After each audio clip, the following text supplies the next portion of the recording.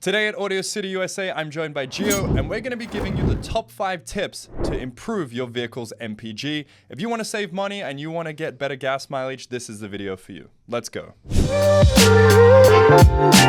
Now, before we get started, be sure to like and subscribe to Audio City USA's YouTube channel. We put out videos like this every single week. Now, today is a topic that I think everyone can relate to, especially as gas prices are going up. We're talking about how to get the best miles per gallon out of whatever vehicle you own. And without further ado, let's jump in. Now, Gio, what's number 1? What's the best thing? So the first thing you can do to up your gas mileage and your fuel economy in any car is by buying eco tires. Yes, no one wants to do it, but if you want to save money on fuel, it's something you might have to do. Because eco tires are designed to have the least amount of rolling resistance. They're designed a little bit thinner than most other tires in the sense that you're going to have less friction and you're going to get better gas mileage. And the cost of the tires will be very quickly offset by the cost you save at the fuel pump.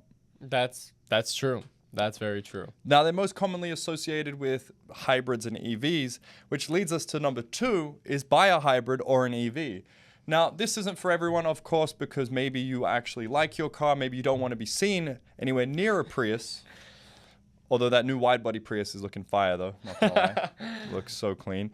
But at the same time, a hybrid or an electric vehicle is going to drastically reduce your fuel economy because you're not burning gas while you're just sitting at the lights. You know? 'Cause, I mean, these Priuses are getting, what, like 50 miles per gallon? More, dude. They'll get 60. That's absurd. Absurd. And so, yeah, in certain places, in certain situations, it might make sense for you to buy a terrible vehicle. I mean, a fuel-efficient vehicle.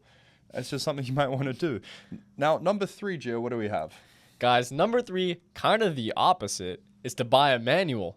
Now, this one doesn't make any sense. So could you explain it to me more? Well, how is a manual vehicle more fuel efficient than an automatic? Guys, manual vehicles are more fuel efficient. It's not really super commonly known, but the reason is because every single time you're driving and you're the one shifting the car, you know the correct gear for the scenario you're in. Or if you're coming to a stoplight, clutch in, you're saving gas right there. So let's say you're going down a hill and your car wants to accelerate. In an automatic, you'd go first, second, third gear, right? But in a manual, you can go first to second and just leave it in second. Now your RPMs are going to go up. Well, because of the gearing in the transmission, the higher your RPMs are going, you're going to be able to save more gas rather than putting it to the next gear, and then having to use your brakes at the end. Yeah, and that's absolutely fair enough. Using engine braking rather than braking from engine braking. Your thing. And so that one surprised me, but I do understand it, as well as the fact that when you said you come to the lights, you put it in neutral, or you put your foot on the clutch. And I can attest to this. I mean, I've had 2 BMW E46s, both 2005, identical cars. The first one was automatic. I got around 20, 21 miles per gallon. My current one is a manual, and I get nearly 25 miles per gallon. Yeah, I mean, they're the same car. It's the exact same car, exact same engine, same driver, different result. And that means, guys, if you do want to drive a nice car and you want to drive something that isn't a hybrid, buying a manual is a step in the right direction to saving fuel. Now, the next one is as old as time itself. They probably thought of this when windows were first invented, because number 4 is to put your windows up and switch your AC off. Now, oftentimes this isn't practical, but I mean, how much do you want to save gas? Because this makes a huge difference. It does. It really does. So, you know, maybe getting to the job site a little bit sweatier is worth it for you. Most people won't, but at the same time, having those windows up means you're going to get, you know, much better airflow. It's going to be more aerodynamic. And therefore, you're going to get better fuel economy. And the same with the air conditioning, because it's run off the accessories belt. You have a compressor that's running off your engine. So the least amount of load you can put on that engine, the better. For sure. Is there anything I missed on that one? Nope. That covers it. It's simple. Covers it.